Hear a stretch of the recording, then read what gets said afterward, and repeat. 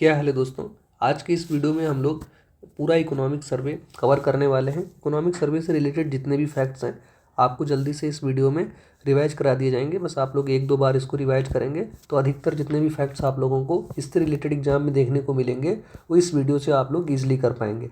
बाकी इसी सीरीज़ में आप लोगों को एग्ज़ाम से पहले लगभग उन सभी इंपॉर्टेंट टॉपिक्स से रिलेटेड वीडियोज़ मिलेंगे जिनसे आप लोग को प्रश्न लगभग 90 तक आप लोगों को एग्जाम में देखने को मिलेंगे। तो आप लोग चैनल को दोस्तों सब्सक्राइब कर लीजिए और अधिक से अधिक अपने दोस्तों को शेयर करिए ताकि वो लोग भी इन वीडियोज़ को एक्सेस कर पाएँ। और इन क्लासेस की पीडीएफ्स आप लोगों को हमारे टेलीग्राम चैनल पर मिल जाएगी, उसकी भी लिंक आप लोगों को डिस्क्रिप्शन बॉक्स में दी गई है। इससे पहले हम लोगों ने बजट का जो पूरा वीडियो उसको अपलोड कर दिया है, आप लोग उससे भी ज़रूर देखिएगा।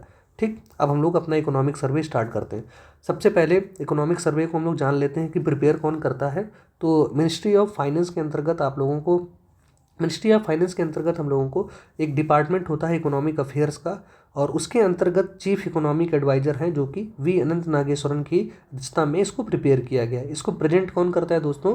तो वित्त मंत्री यानी कि निर्मला सीतारमण जी ने इस बार के भी इकोनॉमिक सर्वे को प्रेजेंट किया है। कब से जारी हो रहा है? तो 1950-51 से इसको रिलीज किया जा रहा है। इस बार का जो इकोनॉमिक सर्वे है मुख्यतः छः एरियाज पर फोकस करता है। वो एरियाज कौन कौन से हैं? पहला है आपका प्राइवेट इन्वेस्टमेंट, यानी कि प्राइवेट इन्वेस्टमेंट को बढ़ाने की ये बात करता है। एमएसएमई के एक्सपेंशन की बात करता है। एग्रीकल्चर जो है उसको इस तरीके से डेवलप करना चाहिए ताकि वो एक ग्रोथ इंजन के रूप में सामने आ सके। जो आपका ग्रीन ट्रांजिशन है यानी कि हम लोगों को ग्रीन इकोनॉमी की ओर प्रोसीड करना है, और एजुकेशन और जो एम्प्लॉयमेंट का गैप है उसको दोस्तों कम करना है। और जो आपका लास्ट एरिया है जिस पर फोकस किया गया है वो आपका कैपेसिटी बिल्डिंग ऑफ स्टेट्स। हमको स्टेट की जो कैपेसिटी है उसको बिल्ड करना है। अब यहाँ पर हम लोग कुछ डाटा देख लेते हैं। यानी कि जो 3 सेक्टर होते हैं हमारे इकोनॉमी के, primary sector, secondary sector, tertiary sector. Primary sector में मोटा मोटा आप लोगों को एग्रीकल्चर से रिलेटेड एक्टिविटीज़ देखने को मिलती हैं। सेकेंडरी में आप लोगों को मैन्युफैक्चरिंग इंडस्ट्री से रिलेटेड, टर्सरी में आपको सर्विस सेक्टर आता है। तो जो कंट्रीब्यूशन है सेक्टर वाइज सबसे ज़्यादा टर्सरी सेक्टर का रहता है लगभग 54%, और फिर उसके बाद सेकेंडरी का 27%, प्राइमरी का 17%। अगर पॉपुलेशन की टर्म्स में देखें तो सबसे ज़्यादा पॉपुलेशन आपकी प्राइमरी सेक्टर में है, फिर उसके बाद टर्सरी सेक्टर में है 28%, फिर उसके बाद सेकेंडरी सेक्टर में है आपकी सबसे कम कितनी है आपकी 11%। अगर ग्रोथ रेट देखें तो सबसे ज़्यादा ग्रोथ रेट जो है दोस्तों वो है आपका सेकेंडरी सेक्टर में 9.9%, उसके बाद है आपका टर्सरी सेक्टर में 7.6%, और सबसे कम जो है आपका प्राइमरी सेक्टर में ग्रोथ होता है जो कि है 1.4%। अगर इन्फ्लेशन की बात करें इस बार के इकोनॉमिक सर्वे के हिसाब से तो कितना बताया गया है? 5.4%, और जो एक्सपेक्टेड है 2024-25 के लिए वो है आपका 4.5%। अगर आईएमएफ के अनुसार जो इन्फ्लेशन बताया गया है वो कितना है? 4.6%, और उसका जो एक्सपेक्टेड है अगले ईयर यानी कि जो अगला सर्वे आएगा उसके लिए 24-25 के लिए 4.2%।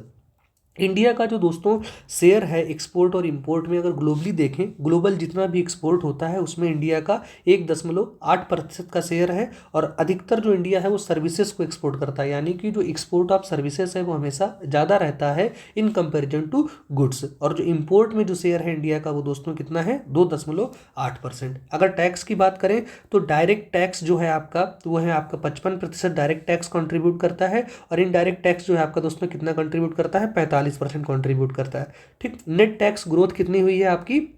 19% हम लोगों को नेट टैक्स ग्रोथ जो है वो देखने को मिली है। अगला जो है आपका FLPR यानी कि जो female labour force participation rate दोस्तों कितना है? 37% है। फिर अगर हम लोग बात करें कि FDI कितना है, तो FDI जो है आपका $44 बिलियन जो है हमारा फॉरेन डायरेक्ट इन्वेस्टमेंट आया है, जो कि सबसे ज़्यादा आपको महाराष्ट्र को रिसीव हुआ है लगभग 30%। दूसरे नंबर पर आपका कर्नाटक है 22%, तीसरे नंबर पर आपका गुजरात है 17%। फिर अगला जो फैक्ट है आपका कि 200 लाख करोड़ आप लोगों का लगभग UPI ट्रांजेक्शन हुआ है। एक इंपॉर्टेंट इंडेक्स है फाइनेंशियल इंक्लूजन इंडेक्स, इसमें भी अच्छा परफॉर्मेंस हुआ है, और इसको कौन जारी करता है? ये पूछा भी गया आयोग के द्वारा कि फाइनेंशियल इंक्लूजन इंडेक्स को कौन जारी करता है दोस्तों? तो RBI जारी करता है। अगला जो है आपका जो तेलंगाना है वो अकेले ही 30% जो फार्मा सेक्टर है उसमें कंट्रीब्यूट करता है। वर्किंग एज जो है आपकी कितनी है, 15 से 59 साल जो है वो आपकी वर्किंग एज है। और यूएन ने कहा है ये बढ़ती रहेगी 2044 तक, मतलब ये जो जनसंख्या है, जो वर्किंग एज है, ये बढ़ती रहेगी लगभग 2044 तक। अगर हम लोग बात करें कि सबसे ज़्यादा गरीब जनसंख्या कहाँ पर है, उत्तर प्रदेश में, फिर उसके बाद बिहार में, सबसे कम जो है आपकी हम लोगों को देखने को मिलती है तमिलनाडु में, जो कि 1% से भी कम है। ठीक है। फिर उसके बाद हम लोग देखते हैं कि रिसर्च और डेवलपमेंट में सिर्फ और सिर्फ 0.6% जीडीपी का कंट्रीब्यूट किया जाता है। पीएम मित्र पार्क हमारे 7 बन रहे हैं 7 राज्यों में, गुजरात में, मध्य प्रदेश में, महाराष्ट्र में, उत्तर प्रदेश में, तमिलनाडु में, कर्नाटका में और तेलंगाना में। फिर अगला है कि इंडिया जो है पहला एससीओ की जो पहली टूरिज्म एक्सपर्ट वर्किंग ग्रुप की जो मीटिंग थी उसको किसने चेयर किया है, इंडिया ने चेयर किया है। अब हम लोग दोस्तों कुछ स्कीम्स के बारे में देख लेते हैं जो इस बार की इकोनॉमिक सर्वे में बताई गई हैं। सबसे पहली स्कीम है यूरिया गोल्ड। तो यूरिया गोल्ड जो है दोस्तों, जो सॉइल में, जो हमारी मिट्टी में सल्फर की जो मात्रा, जो कमी रहती है, उसको, सल्फर की जो डिफिशियंसी रहती है उसको कम करने के लिए यूरिया की कोटिंग करी जाएगी। इस स्कीम का नाम क्या है, यूरिया गोल्ड। अगली स्कीम है आपकी ऑपरेशन ग्रीन। इसके अंतर्गत जो 3 चीज़ें आती थी, टोमेटो, ओनियन, पोटैटो, अब उसके अंतर्गत 22 क्रॉप्स को और शामिल कर दिया गया है। ठीक है। अगला है आपका प्रोजेक्ट नेक्सस। ये क्या है, पेमेंट को फास्ट करने के लिए साउथ ईस्ट एशिया का एक ग्रुप था जिसमें 4 कंट्रीज थी, थाईलैंड, मलेशिया, सिंगापुर और फिलीपींस। अब इसमें भारत भी आपका शामिल हो गया है। ठीक। अगला है जो आपका पीबी, ये आपका ministry of women child and development के अंतर्गत आता है। इसमें 0 से 6 वर्ष में फोकस किया जाता है। इसके अंतर्गत 2 पाठ्यक्रम आते हैं, आधारशिला और नवचेतना। अगला है आपका कि 6 मल्टी मॉडल विलेज पार्क जो हैं फाइनेंशियल ईयर 24 तक बनाए जाएंगे। अगला है योजना है आपकी पीएम जनमन। ये हम लोग जानते हैं पीवीटीजी, यानी कि किसके लिए, पार्टिकुलरली वर्नरेबल टारगेट ग्रुप्स के लिए स्कीम आई है। अगला जो है आपका है पीएम सूर्य घर। इसके अंतर्गत 300 जो यूनिट है बिजली की वो मुफ्त मिलेंगी। फिर उसके बाद आपकी जो अगली स्कीम है विज्ञान ज्योति, 2020 में लॉन्च हुई थी। 22 मेंटल डिसऑर्डर्स को इंक्लूड किया गया है आयुष्मान भारत प्रधानमंत्री जन आरोग्य योजना में।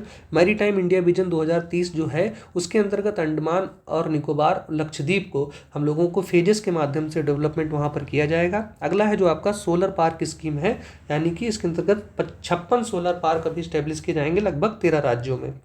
अभी और किए जाएंगे। अभी जो स्थिति है 13 राज्यों में हम लोगों को 56 सोलर पार्क देखने को मिलते हैं।